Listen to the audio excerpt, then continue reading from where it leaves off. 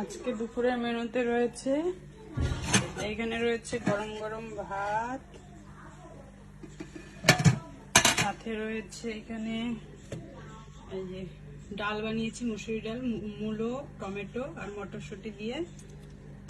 আর এখানে রয়েছে পাঁপড় ভাজা করেছি। আর এখানে বরবটি ভাজা রয়েছে ডালের সাথে খাওয়ার জন্য।